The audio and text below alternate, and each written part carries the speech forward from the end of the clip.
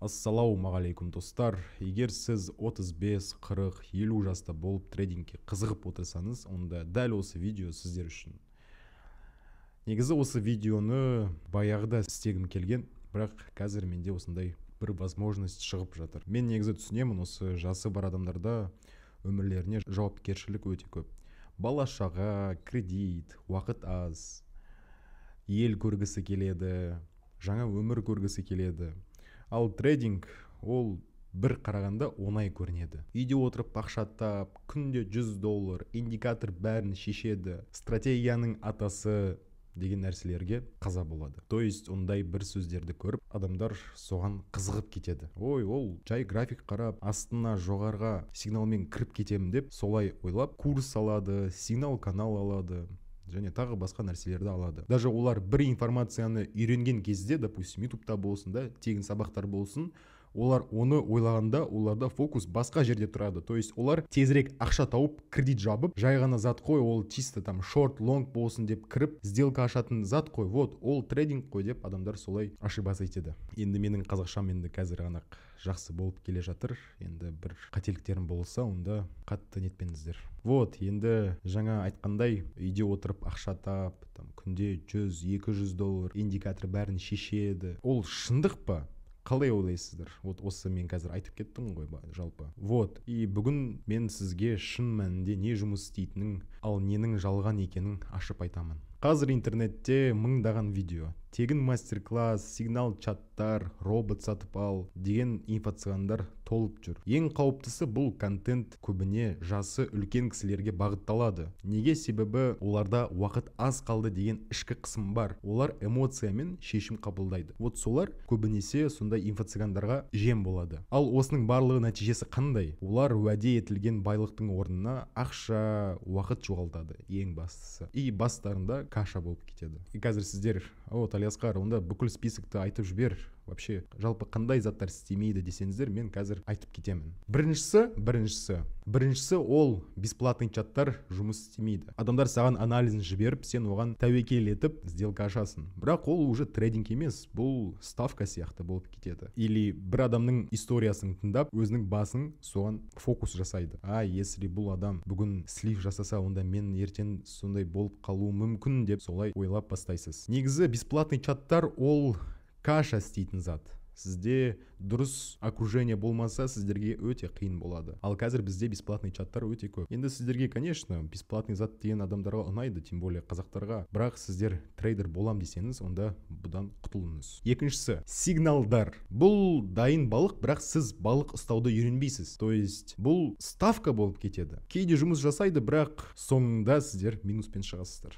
Сигнал деген ол күшті ғой. Адамдар сізге қай жерде кіресің, қай жерде шығасың, қай жерде жабасың деген информацияны беріп, сіз оны алып, жай кнопкаларға басасыз. Сіз ақша табасыз. Ой, мынау жұмыс істейді ғой. Ой, мынау жұмыс істейді деген ғой. Зачем онда адамдар 2-3 жыл, 5 жыл жүріп трейдингте басын ауыртады деп ойлайтын шығарсыздар сіздер. Конечно, сіздер басында солай ойлайсыздар, бірақ уақыт өте келе сіздер үлкен минуста боласыздар. Бүгін сіз $10 салдыңыз, одан $5 таптыңыз. Ертең сіз $50-дан $60 істедіңіз. 2 күннен кейін сіз $100-дан $300 жасадыңыз. Ал бір айдан соң сіз уже қалай $1000 салғанын көрмей қаласыз. Қалай сіз сол ақшаны кредитке алып, қазір мен оны көбейтіп шығарамын деп, сондай оймен қалай салғанын көрмей қаласыздар. И дәл сол моментте сіз үлкен, бір сөзбен айтқанда, қораға кіріп кетесіздер. Келесі тақырып бізде роботтар. Негізі робот ол өте бір күшті тема. Мен бірінші рет естігенде, білейм, мынау робот күшті ғой, сенің орнына сделка ашады, мынау күшті нәрсе ғой. Мен жұмыста жүріп,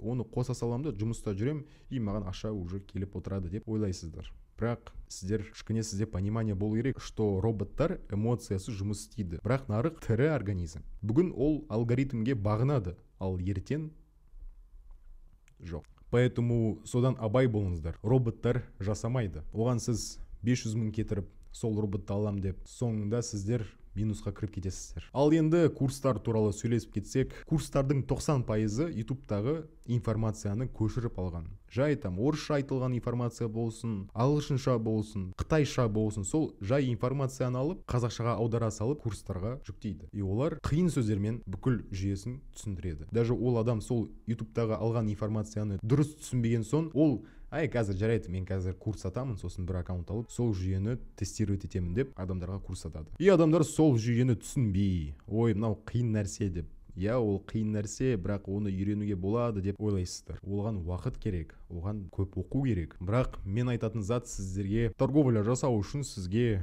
бір ликвидность, бір жүйе жеткілікті болады. Бір пара болды. Қалған заттар сізге керек емес. Сонда нені түсіну керек? Трейдинг бұл жылдам ақша емес, бұл тәртіп, фокус және жалпы жүйелік. Егер сіз бәрін үйренем деп ойласаңыз, сіз просто адасып кетесіз. Сізге керегі ол бір нақты жүйе, то есть сетап, күнделікті жұмыс, 100 сағат бэктест и эмоцияны өшіру. Эмоцияны енді ешкім өшіре алмайды, онымен только дос болып кетуге болады. Поэтому трейдинг бұл үлкен бизнес. Әр бөлшек нақты жұмыс істеу керек. Жалпы сізге керек зат ол мақсатыңызды анықтау. Сіз вообще не үшін трейдингке келдіңіз? Қарыздан құтылу ма, жеке еркіндік пе? Соны барлығын түсініп алыңыз.